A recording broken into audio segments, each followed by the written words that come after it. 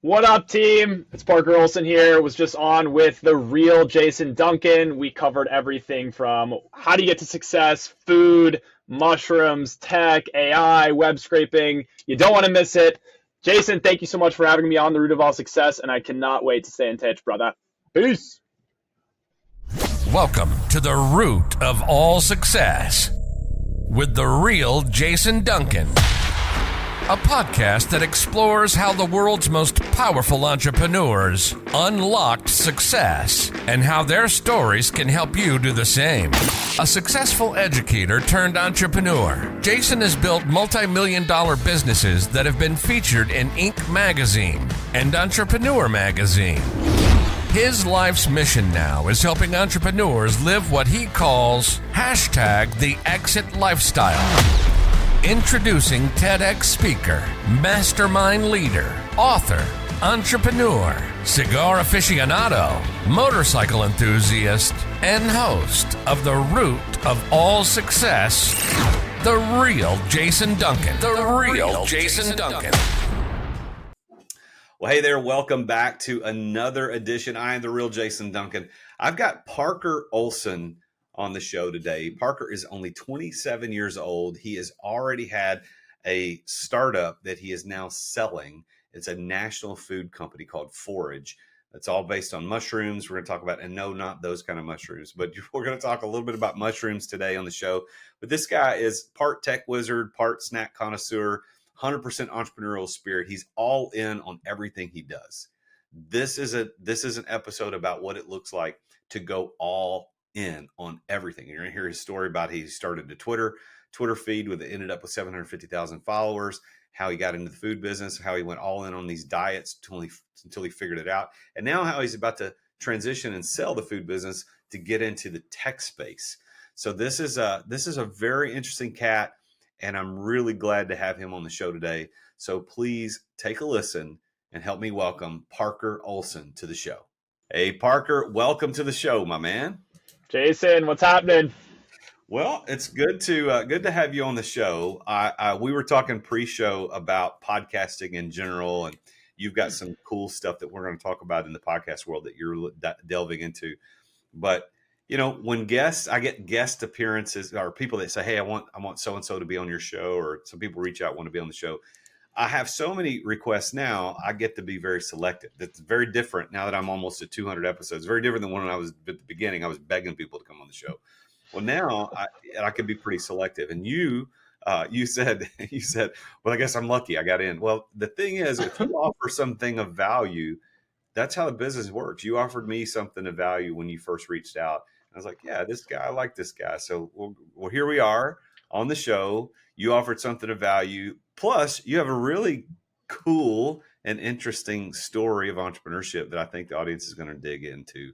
So tell everybody, just give us a brief flyover. Who is Parker Olson? Man, I don't even know who I am these days, Jason. I swear. From the East Coast, originally pre-med in neuroscience, and then I got into Twitter when I was in college. Basically built a Twitter account, 750,000 followers, which I think we'll touch on, and then went into management consulting, and then started a food business. And currently in the midst of exiting such a food business, and am now kind of in the tech space. Like to do Ironman. I'm sort of just enjoy kind of the unique experience and try new things, I would say. Well, let's talk about Twitter, X as it is now. X. So what? I was never much of a Twitter person. I had a Twitter account. Yep. But honestly, I think I was part of the reason that Elon decided he wanted to buy it, because I was so fed up with just the absolute nonsense on Twitter that I canceled my account, turned it off, whatever I did. And then when he purchased it, I went back and set up an account again. But honestly, I don't do anything on Twitter. Every once in a while, I might open X. And I would search for something going on, like a football game or something in the news, so I can see what people are saying. You started early. You were early in the Twitter game. What is your thoughts about where it is now as X? What do you think of this? I mean, so I'm out of the Twitter game now, but I still kind of keep tabs on it, and I'm really interested more in LinkedIn as a social media, but I have a lot of friends who are in on Twitter. But yeah, a little bit of background there. I mean, honestly, I was just trying to make money, Jason. I was a freshman in college, and I had Let's be honest. I just wanted to make money. Literally. And the first kid I met in school, he kept me on Twitter on his phone, and I'm like, dude, what are you doing? And then one day I looked over his shoulder and I saw he was on an account, managing an account that had like 900,000 followers. And I didn't even know what he was doing. And I told him that day, and I said, dude, I don't know what you're doing. I'll give you every single dollar I have in my savings account if you show me what you're doing and teach me how to do it. And he was like, what? Like, really? And I was like, yeah, like, I'll give you all the money.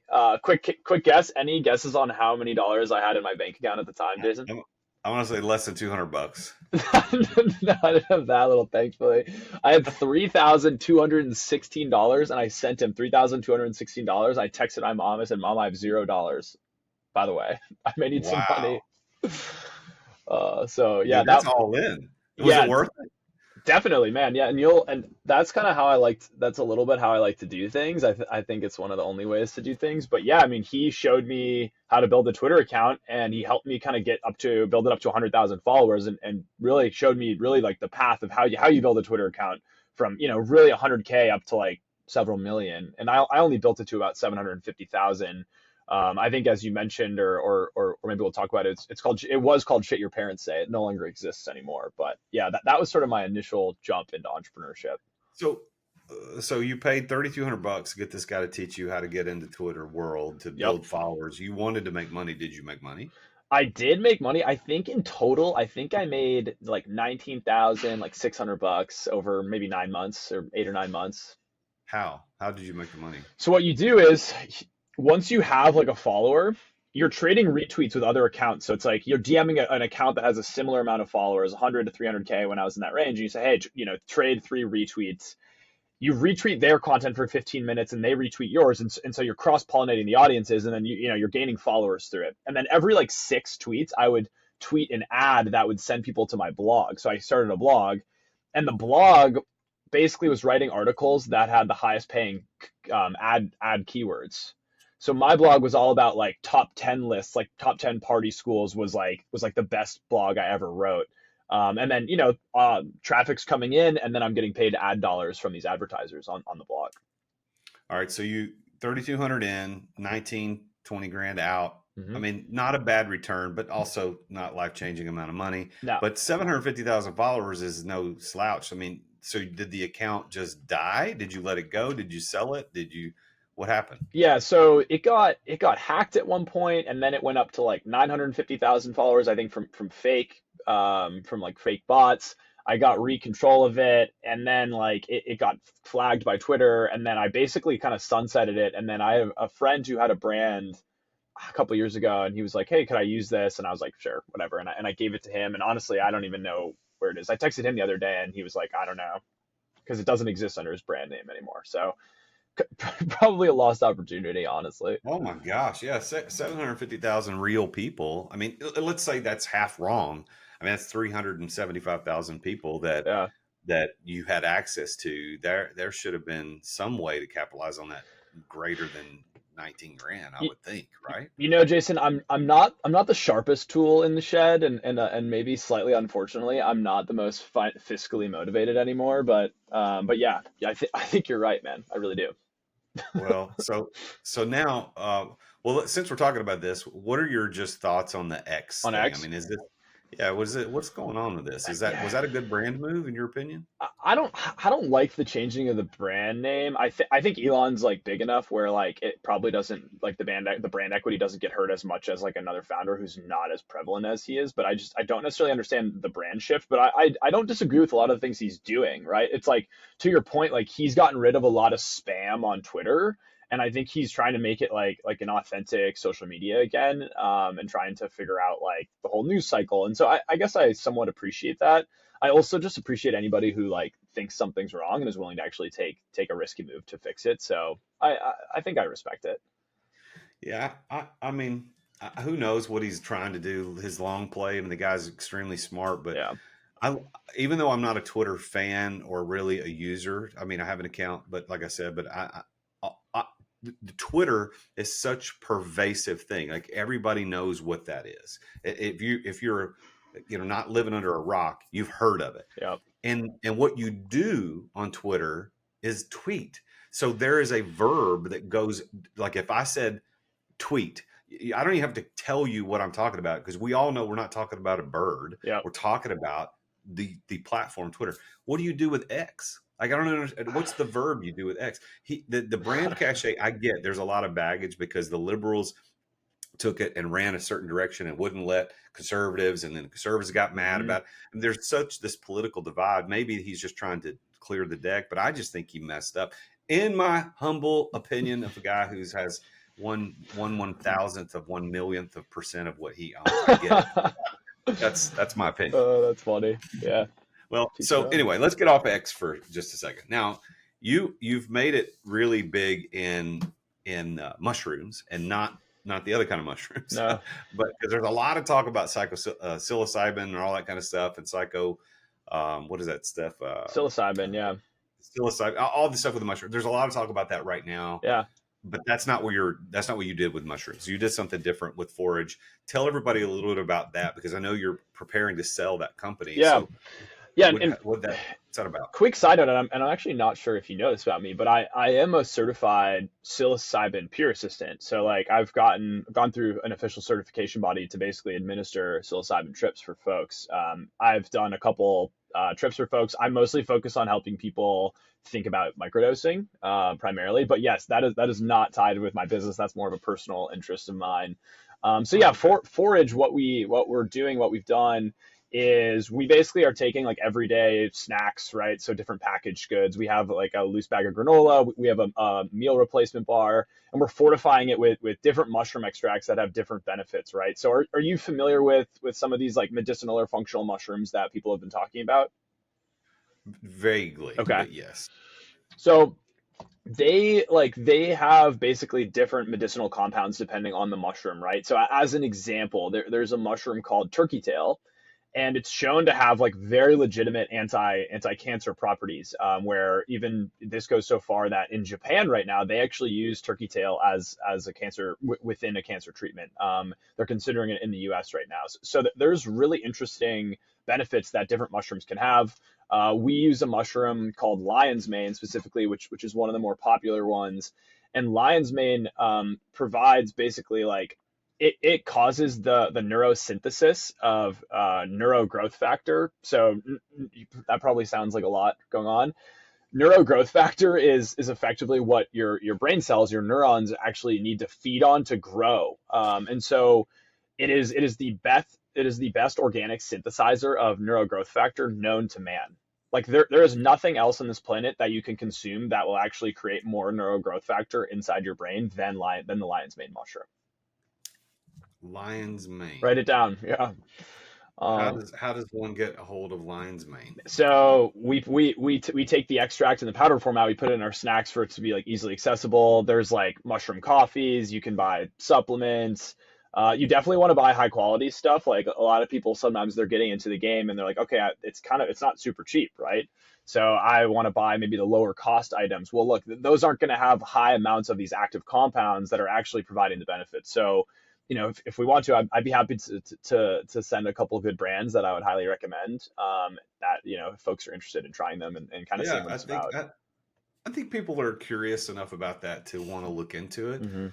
I know I'm I'm a coffee guy, although I'm a decaf guy. I don't do caffeine, but I tried the mushroom coffee. I had actually, this is the only time my Instagram following ever provided any commercial value to me, outside of just me doing my business. Yeah. Is I had a mushroom coffee company reach out to me through Instagram, like, hey, we see your brand. We'd love for you to try our stuff, and if you like it, talk about it. Well, I didn't like it. Oh, that's I didn't funny. like it at all. So I was like, I can't talk about it because I don't like it.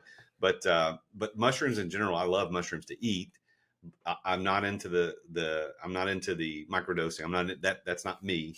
But I think people would be interested in the medicinal value of that. Yeah. So if you got leads on that, I think people Yeah, would want to to know. me, some of the brands that like are really authentic, I know the founders super well. Like I know about their sourcing, like really understand what's going on and are doing a great job. Like, well, number one, Malama Mushrooms, it's a brand in Hawaii. They're awesome. Like Ben the Bridge is just like he's effectively he's effectively a mycologist at this point. And then Fresh Cap Mushrooms out of Canada as well does a really great job. They're a little bit bigger, but I really really like I really, really like Malama mushrooms in Hawaii. You can What's the name of that again? Malama, Malama mushrooms. Okay. Malama mushroom. So a little non-paid advertisement there for Malama if you want to Hell yeah. check that out. Now, how did you get into mushrooms with forage? I mean, you when we first talked, you told me a little bit about your story and living in a van, living in tents, and trying to figure out how to get this thing into stores. Yeah. Tell us a little bit about why you decided to do that, and then where you came to the point now where you're about ready to Yeah, sell. totally. I mean,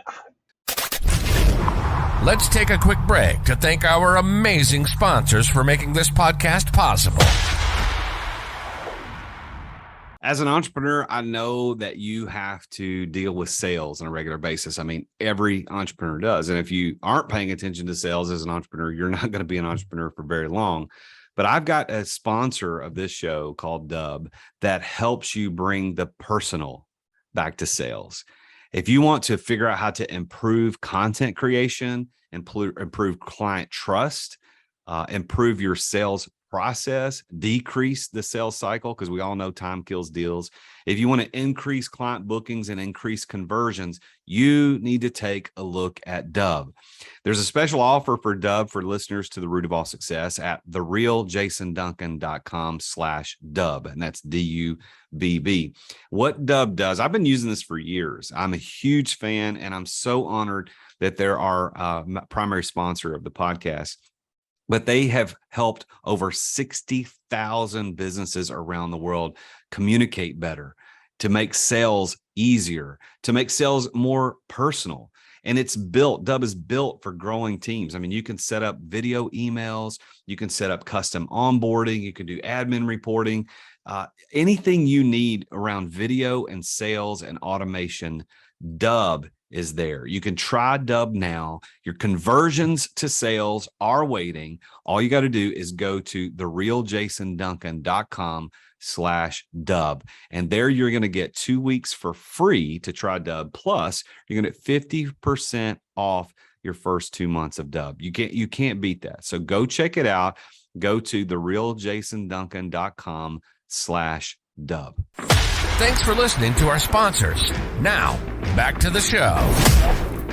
I think I think I get bored with life sometimes, and I need to go like do things that bring the zest and excitement back to life for me. So graduated college, I kind of exited the Twitter game. I was really interested in entrepreneurship. I was working on like a clothing company concept. And at the time I was in a management consulting role, and I'm like, fuck this, man. Like I have no autonomy. I'm not doing anything interesting. Like I don't give a shit about what's going on in my life. So I was like, you know what I've never done, which I've always been kind of curious about, is like I've never tried a diet or like a nutritional regimen ever. And so I was like, fuck it, I'll go vegan for 30 days. Let's just see what happens. I'm not vegan today, like full disclaimer. Like I don't have I like meat a lot, but I was like, sure, I'll do this. Let's see if I can do it. This would be fun. And that kicked, like, I don't know why, but that kickstarted an 18-month like health journey for me, where every single month for 30 days at a time, I was trying a different nutritional regimen throughout that period. So like vegan, gluten-free, keto, Whole30, pescatarian, vegetarian, the carnivore diet. There were several others, and then towards the end of that, one of the diets I performed was I went off of all supplementation, like caffeine, everything. And I only drank mushroom teas. Like I was doing research about mushrooms, and I started to learn about them. And so I said, okay, cool. I'm just going to like try consuming mushrooms for a month. I've read a lot about it. My background's in neuroscience. These sound really interesting. And that month was the month that I felt like the best, like was just sleeping super well, had like tons of energy.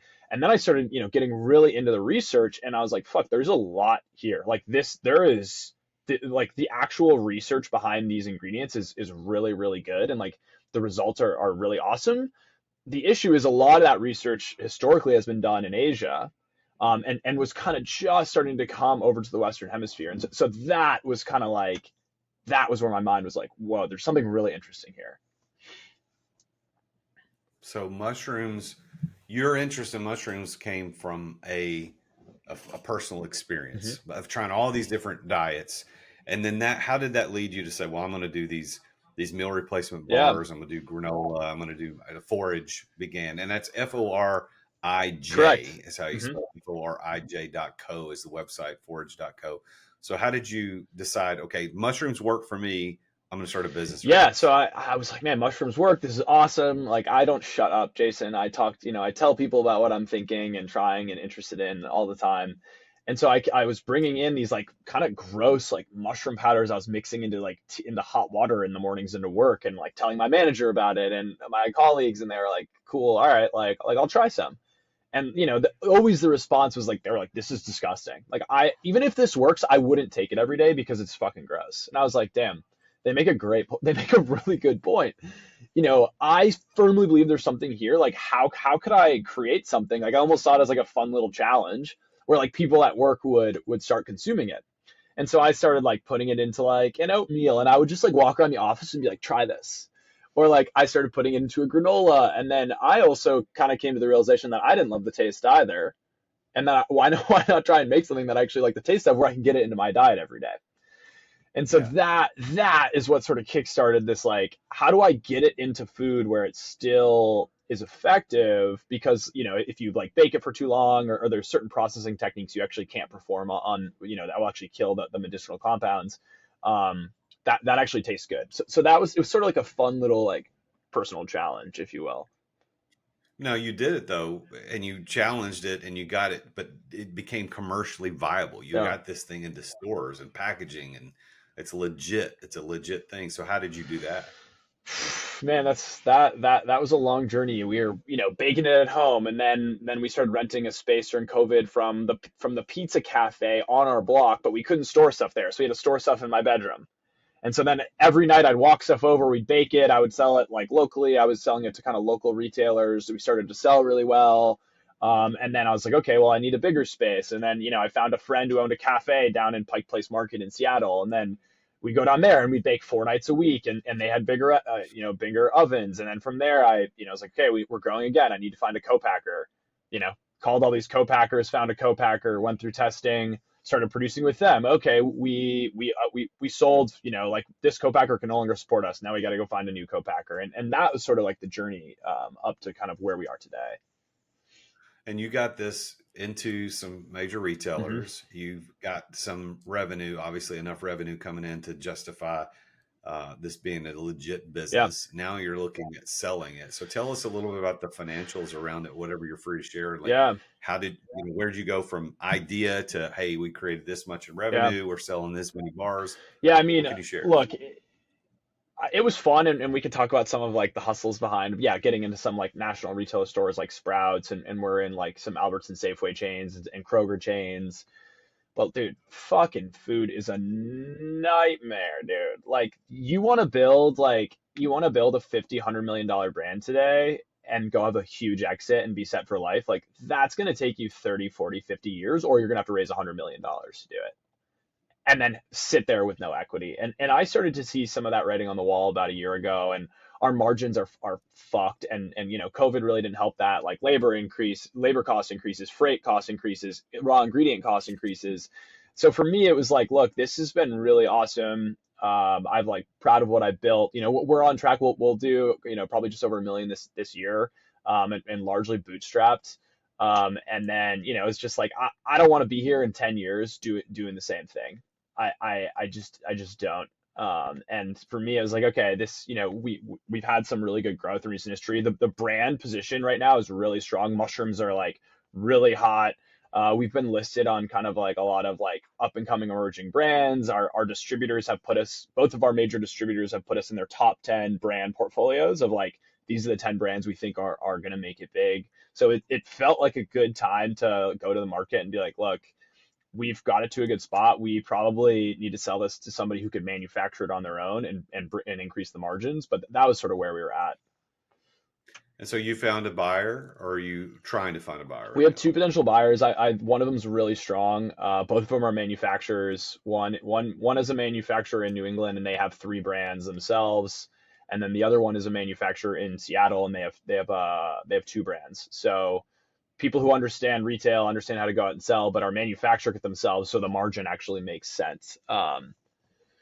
So yeah, Okay. Well, you're transitioning. You're the kind of guy that jumps from one thing to the next. So now you're transitioning to more this tech space, podcast space. Tell me a little bit about what you're wanting to do with Yeah. that. So while at Forage, and I'm always looking for basically unique ways to market. I found marketing to be really challenging, at least in the food space, and I'm sure in a lot of other industries where a lot of people just rely on like paid media, right? Buying Facebook ads. And I wanted to go find channels and tactics that were non-traditional and like where you can get people's attention where other people aren't vying for it, right? So, this is why it's like I lived out of a van for a year in a branded pop-up camper van and drove around the country and made a ton of content. And that's how we got into a lot of stores. And we also ran some ads and had some sort of virality off of that. Whenever I used to fly on airplanes, I would walk the row with a sign on a whiteboard. I always carried a whiteboard on me, and it would say like like entrepreneur with food brand, like give seat number to enter giveaway, like some shit like that. Like I'm not even that clever of a copywriter, and I'd walk down the aisle, and then somebody would be like, typically the first 3, 4, 5 rows, people are like avoiding eye contact at all times. So like, who the fuck is this guy? And then somebody would be like, what are you doing? And I'd be like, okay, you just have to write your number on a piece of paper, and then I'm giving away my free product. And then everybody starts joining, and I would do that on every single plane ride I'd go on. And sometimes the flight attendants would let me get on the mic and announce it. It was just like shit like that. So anyways, you asked kind of how I transitioned. I got into kind of leveraging tech and automation and AI to scale different marketing efforts. So what I first found, there's a tool. Are you familiar with like web scraping at all? Yes. Okay. So there's a tool that I really, really like. It's called Bardeen. I'm like telling them that like they need to pay me dollars because I tell everybody about this tool. And I found out a way basically where I was able to scrape like the top 1,000 influencers on TikTok for any given, general category. You're really basing it around hashtags, and then like, so you can there's some ways to determine what like kind of the topics of a video are. And so I was scraping like the data and the links on these influencers from TikTok and then running it through an AI engine to put out custom copy based on their profile, and then messaging them being like, hey, like blah, blah, blah, like really cool video, like our product's interesting. We'd love to give you some to try. And that was sort of the first time where I was like, oh, this is interesting. Like you can actually scale some interesting marketing outreach tactics. And so that was sort of the first step into the tech space of understanding like, okay, you can scale different marketing, and outreach tactics to actually, get what you're doing. So that's kind of a space that we're working in right now, is like helping people reach different influencers through understanding, okay, who are the top 1,000 in this category, and how can you actually reach them versus just like manually messaging all of them. And what's the name of that software you were talking about? Oh, Bardeen is the web scraping software. What we built around How you spell that? Bardeen. Yeah, man.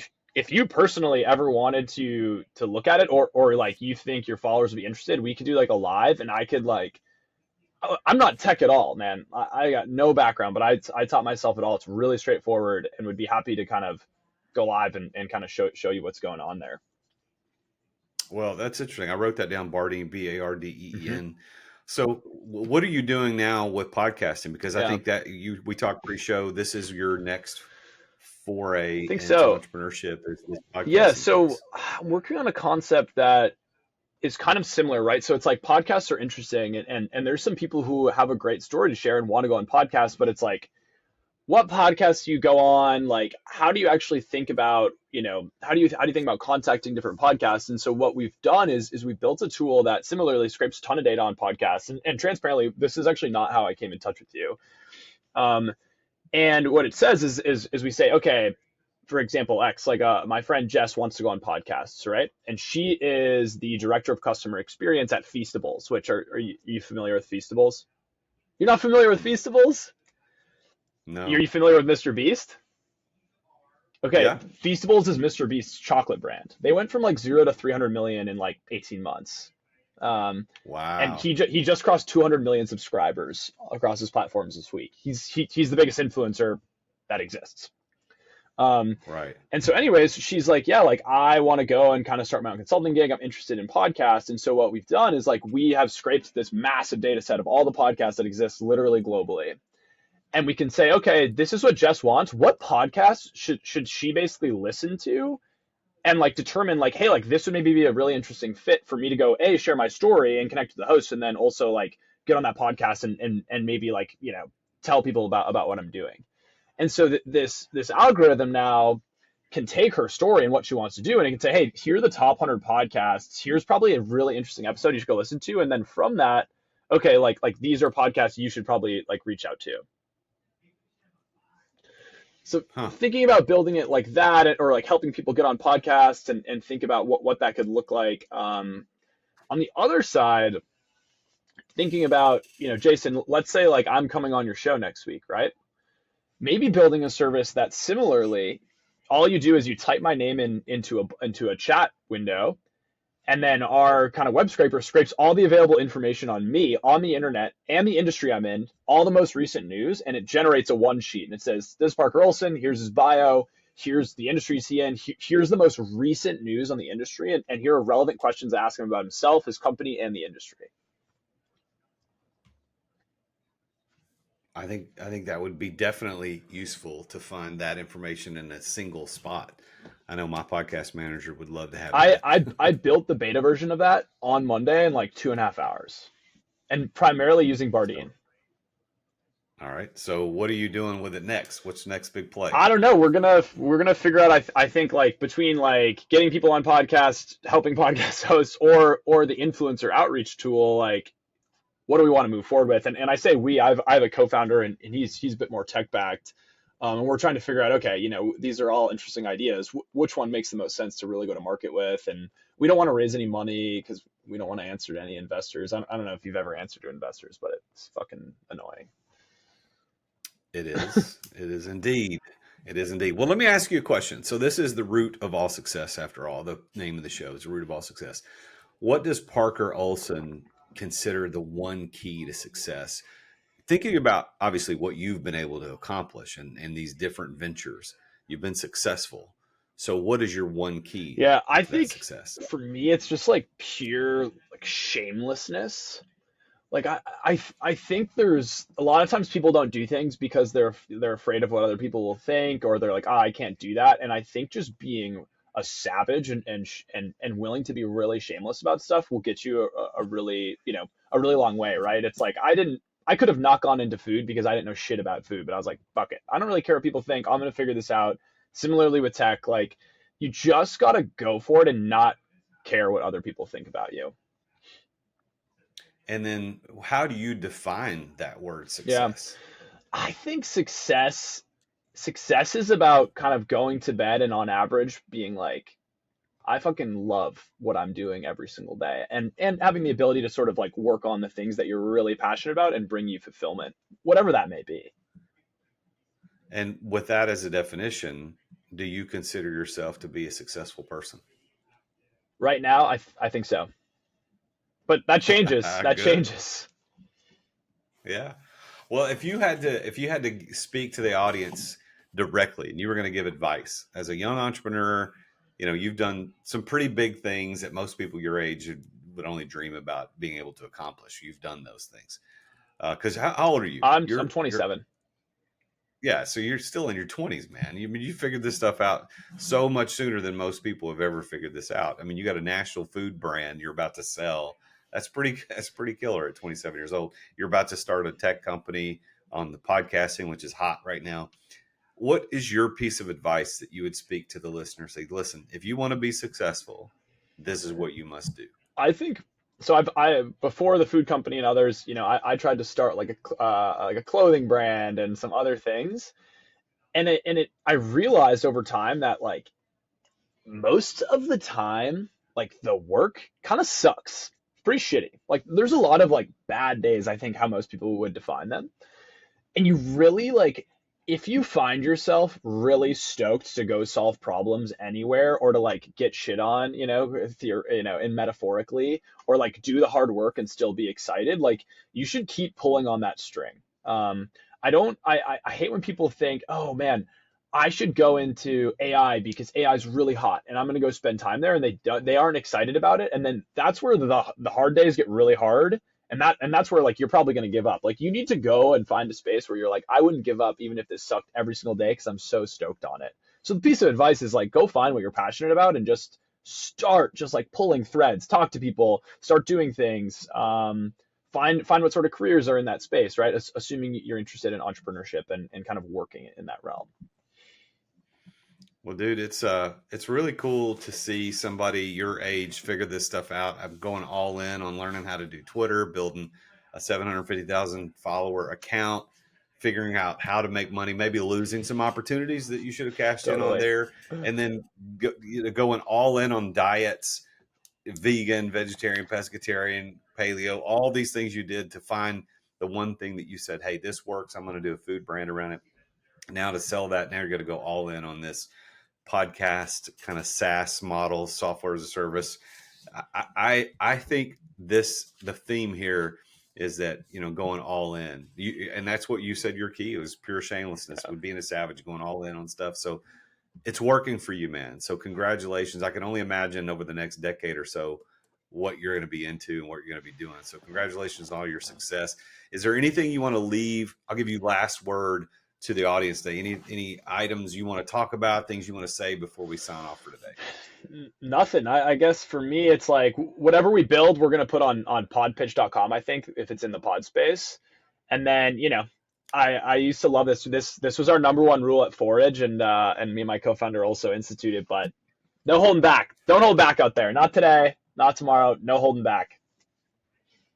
All right. Well, check him out at forage.com. That's forij.co, forage.co. And he's also on Instagram, Facebook. No, you know what? You said LinkedIn earlier in the show, but I don't have your LinkedIn bio. What's it's that? Just Parker Olson. I have a little mushroom emoji in front of my name, but yeah, I'm most active on LinkedIn. If anybody wants to chat or get in touch, I'm pretty much on there every single day and talking about different stuff we're working on.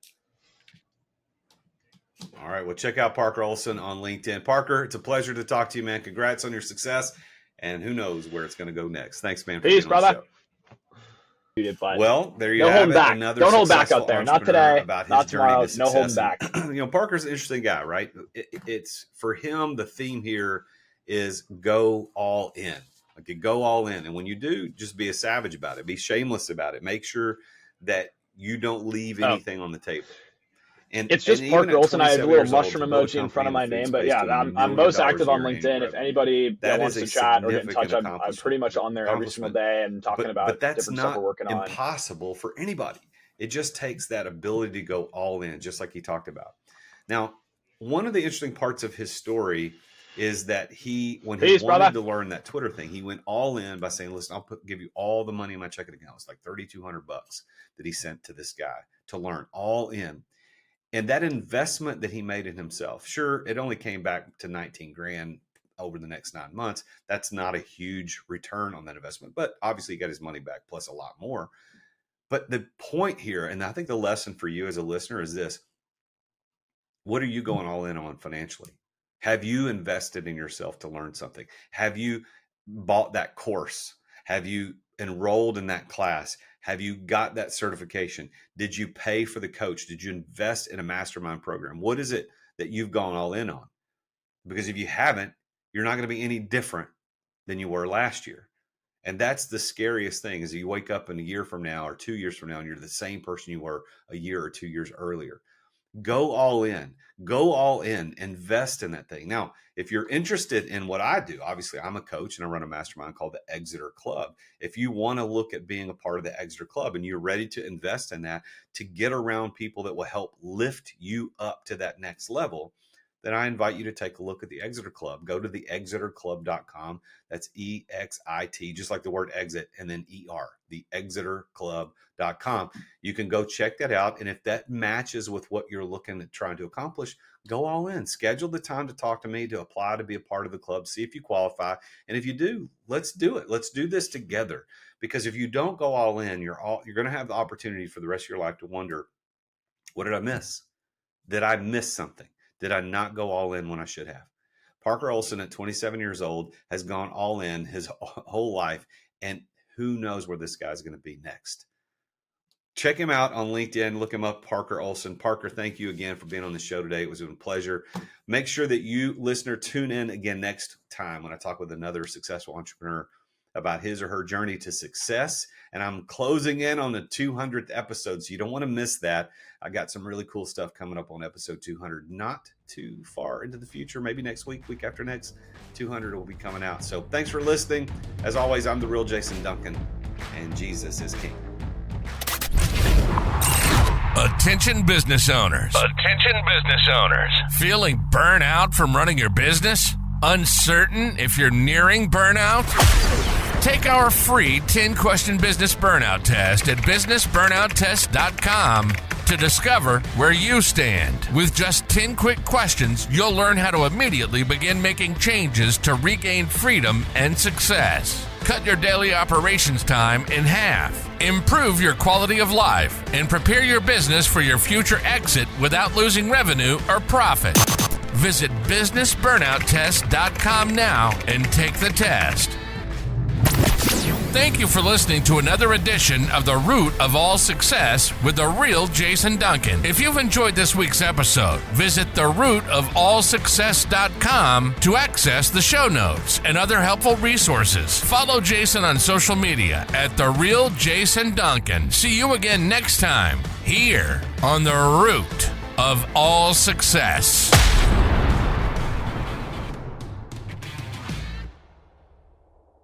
Improve your quality of life and prepare your business for your future exit without losing revenue or profit. Visit businessburnouttest.com now and take the test. Thank you for listening to another edition of The Root of All Success with the real Jason Duncan. If you've enjoyed this week's episode, visit therootofallsuccess.com to access the show notes and other helpful resources. Follow Jason on social media at The Real Jason Duncan. See you again next time here on The Root of All Success.